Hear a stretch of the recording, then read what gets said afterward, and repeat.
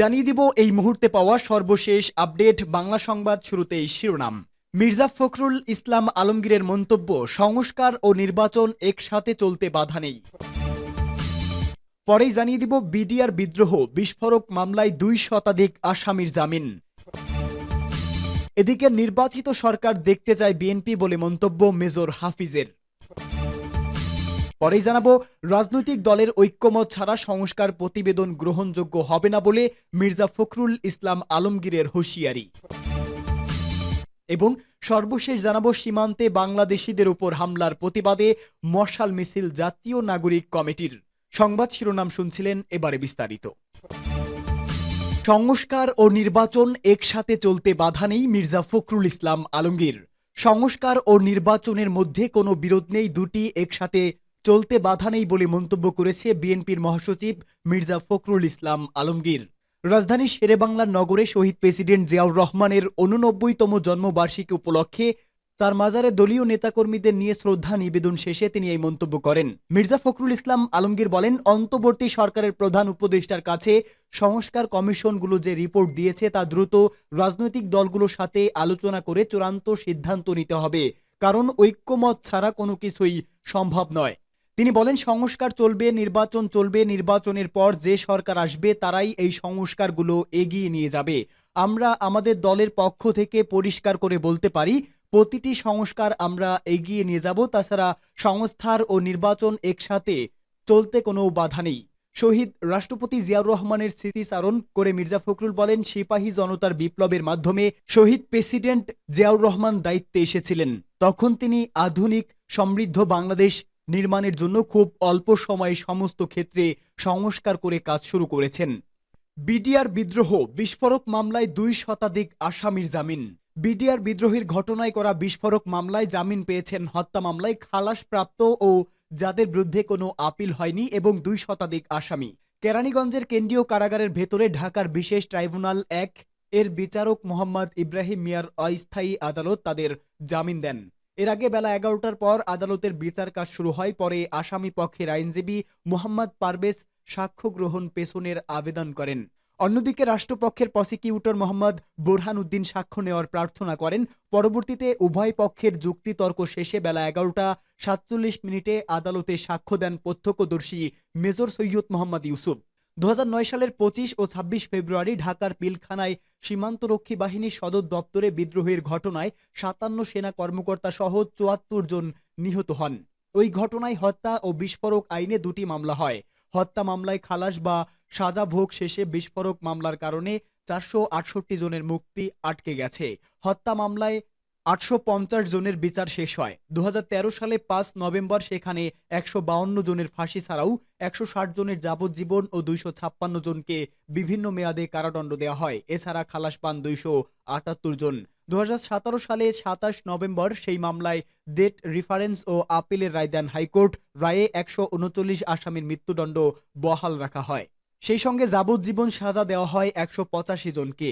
পাশাপাশি আরও 278 জনকে বিভিন্ন মেয়াদে সাজা দেওয়া হয়, আর খালাস পান 283 জন। তবে হাইকোর্টের রায়ের আগে 15 জন সহ সব মিলিয়ে 54 জন আসামি মারা গেছেন। ফলে হত্যা মামলায় হাইকোর্টের দেওয়া রায়ের বিরুদ্ধে 226 জন আসামি আপিল ও লিভ টু আপিল করেছেন। অন্যদিকে হাইকোর্টে 83 জন আসামির খালাস এবং সাজা কমানোর রায়ের বিরুদ্ধে লিভ টু আপিল করেছে রাষ্ট্রপক্ষ। এসব আপিল ও লিভ টু আপিল এখন শুনানির অপেক্ষায়। এদিকে বিস্ফোরক আইনের মামলায় 834 জন আসামির বিরুদ্ধে বিচার কাজ শুরু হয় 2010 সালে, কিন্তু মাঝপথে বিস্ফোরক মামলার কার্যক্রম এক প্রকার স্থগিত রেখে শুধু হত্যা মামলার সাক্ষ্য উপস্থাপন করে রাষ্ট্রপক্ষ, যে কারণে এই মামলার বিচার ঝুলে যায়। অন্তর্বর্তী সরকার দায়িত্ব নেওয়ার পর বিডিআর বিদ্রোহের ঘটনায় তদন্ত পুনরায় শুরুর দাবি ওঠে। গত 19 ডিসেম্বর অভিযোগ নিয়ে আন্তর্জাতিক অপরাধ ট্রাইব্যুনালে যান শহীদ পরিবারের সদস্যরা। ওই হত্যাকাণ্ড পুনঃতদন্তের জন্য গত 24 ডিসেম্বর আলম ফজলুর রহমানকে প্রধান করে কমিশন গঠন করে 90 দিনের সময় বেঁধে দিয়েছে সরকার। নির্বাচিত সরকার দেখতে চায় বিএনপি, মেজর হাফিজ। বিএনপির স্থায়ী কমিটির সদস্য মেজর হাফিজ উদ্দিন আহমেদ বলেছেন, নির্বাচিত সরকার দেখতে চায় বিএনপি, কোনো কলঙ্ক যেন না আসে সেদিকে সবচেয়ে বেশি নজর দিতে হবে দলের নেতাকর্মীদের। দুর্নীতিবাজ হলে তার বিরুদ্ধে ব্যবস্থা নেওয়ারও হুঁশিয়ারি দেওয়া হয়। বিএনপির প্রতিষ্ঠাতা চেয়ারম্যান শহীদ প্রেসিডেন্ট জিয়াউর রহমান এর ৮৯তম জন্মবার্ষিকী উপলক্ষে আইইউবিতে আয়োজিত আলোচনা সভায় তিনি এসব কথা বলেন। সীমান্তে অস্থিরতা তৈরি হচ্ছে উল্লেখ করে হাফিজউদ্দিন বলেন, জিয়ার সৈনিকদের প্রয়োজনে ট্রেনিং দিয়ে শত্রুকে মোকাবেলা করতে প্রস্তুতি নিতে হবে। জীবন দিয়ে হলেও দেশের স্বাধীনতা সার্বভৌমত্ব রক্ষা করা হবে। সরকারের নিরপেক্ষ থাকার আহ্বান জানিয়ে বিএনপির এ নেতা বলেন, সরকারকে জনগণের সঙ্গে থাকতে হবে। প্রোক্লেমেশন, এই মিশন সেই মিশন, এগুলো জনগণের কোনো কাজে আসবে না। যা কাজে আসবে তা করতে হবে। রাজনৈতিক দলের ঐক্যমত ছাড়া সংস্কার প্রতিবেদন গ্রহণযোগ্য হবে না, ফখরুলের কড়া হুঁশিয়ারি। রাজনৈতিক দলগুলোর ঐক্যমত ছাড়া সংস্কার কমিশনের প্রতিবেদন গ্রহণযোগ্য হবে না বলে মন্তব্য করেছেন বিএনপির স্থায়ী কমিটির সদস্য ও মহাসচিব মির্জা ফখরুল ইসলাম আলমগীর। 4টি সংস্কার কমিশনের প্রতিবেদন জমা নিয়ে বিএনপির প্রাথমিক মন্তব্য জানতে চাইলে মির্জা ফখরুল বলেন, আমরা প্রাথমিকভাবে কোনো মন্তব্য করতে চাইনি, কারণ পুরো প্রতিবেদন আমাদের হাতে এসে পৌঁছায়নি। সরকার যেটা বলছে এবং যে পরিকল্পনা করছে, এই প্রতিবেদনগুলো পাওয়ার পর রাজনৈতিক দলগুলোর সঙ্গে আলোচনা করবে, তারপরই সিদ্ধান্ত হবে এবং ঐক্যমত ছাড়া কোনোটাই গ্রহণযোগ্য হবে না। বেলা 11:30টার দিকে রাজধানীর শেরেবাংলা নগরে জিয়াউর রহমানের সমাধিতে শ্রদ্ধা নিবেদনের পর এক সংবাদ সম্মেলনে তিনি এসব কথা বলেন। এ সময় মির্জা ফখরুল ইসলাম আলমগীরের কাছে জানতে চাওয়া হয়েছিল, বিএনপি জুলাই আগস্টের মধ্য নির্বাচন দাবি করছে, কিন্তু বিভিন্ন মহল থেকে বলা হচ্ছে এই দাবি অবাস্তব, এত দ্রুত বিচার ও সংস্কার সম্ভব নয়। এই প্রশ্নের জবাবে মির্জা ফখরুল ইসলাম আলমগীর বলেন, আমরা তো বরাবর এক কথাই বলে আসছি, সংস্কার ও নির্বাচনের মধ্যে কোনো বিরোধ নেই। যে নির্বাচন হবে এবং যে সরকার আসবে, যে দল সরকারে আসবে, তারা এই সংস্কারগুলোকে এগিয়ে নিয়ে যাবে। আমরা আমাদের দলের পক্ষ থেকে পরিষ্কার ভাবে বলতে পারি, আমরা প্রতিটি সংস্কারকে এগিয়ে নিয়ে যাব। বিএনপির প্রতিষ্ঠাতা জিয়াউর রহমানের আজ ৮৯তম জন্মবার্ষিকী। এ উপলক্ষে দলটির বিপুল সংখ্যক নেতাকর্মী প্রয়াত রাষ্ট্রপতি জিয়াউর রহমানের সমাধিতে ফুল দিয়ে শ্রদ্ধা নিবেদন করেন। এ সময় বিএনপির মহাসচিবের সঙ্গে দলটির স্থায়ী কমিটির সদস্য আব্দুল মঈন খান, দলের জ্যেষ্ঠ যুগ্ম মহাসচিব অ্যাডভোকেট রুহুল কবির রিজভী সহ বিএনপির অঙ্গ ও সহযোগী সংগঠনের হাজার হাজার নেতাকর্মী উপস্থিত হন। সীমান্তে বাংলাদেশিদের উপর হামলার প্রতিবাদে মশাল মিছিল।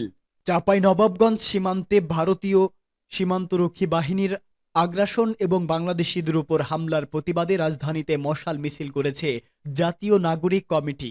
আজ রাত 9টার দিকে বাংলা মোটর সংগঠনের কেন্দ্রীয় কার্যালয়ের সামনে থেকে মিছিলটি বের করা হয়। মিছিলে দিল্লির আগ্রাসন রুখে দাও জনগণ, দিল্লি না ঢাকা, ঢাকা ঢাকা, দালালে না রাজপথ, রাজপথ রাজপথ, এমন বিভিন্ন স্লোগান দেওয়া হয়। মিছিলটি শাহবাগ মোড়ে গিয়ে শেষ হয়, পরে সেখানে সংক্ষিপ্ত সমাবেশ হয়। সমাবেশে জাতীয় নাগরিক কমিটির সদস্য সচিব আক্তার হোসেন বলেন, চাঁপাইনবাবগঞ্জ সীমান্তে দিনে দুপুরে বিএসএফ আমাদের ফসল নষ্ট করছে এবং বাংলাদেশের ভূখণ্ডে আগ্নেয়াস্ত্র নিক্ষেপ করার সাহস দেখিয়েছে। চাঁপাইনবাবগঞ্জের মানুষেরা তাদের প্রতিহত করতে সক্রিয় ভূমিকা রেখেছে। আক্তার হোসেন আরো বলেন, বাংলাদেশের মানুষ পরাধীনতার স্বাদ আর কোনোভাবেই সহ্য করবে না। চাঁপাইনবাবগঞ্জে আমাদের যে ভাইরা আজকে বিজিবির সঙ্গে মিলে ভারতের আগ্রাসন রুখে দিয়েছে, জাতীয় নাগরিক কমিটির পক্ষ থেকে তাদের আমরা ধন্যবাদ জানাতে চাই। বাংলাদেশের 1 ইঞ্চি জায়গা যদি কেউ কেড়ে নেওয়ার চক্রান্ত করে, দেশের মানুষ তা সফল হতে দেবে না। উল্লেখ করে নাগরিক কমিটির সদস্য সচিব বলেন, আমরা সীমান্তে শান্তি চাই, কোনো অশান্তি চাই না। এরপরও যদি বাংলাদেশের মানুষকে বারবার উস্কানি দেওয়া হয়, ওই উস্কানিদাতাদের অবশ্যই এর চড়া মূল্য দিতে হবে।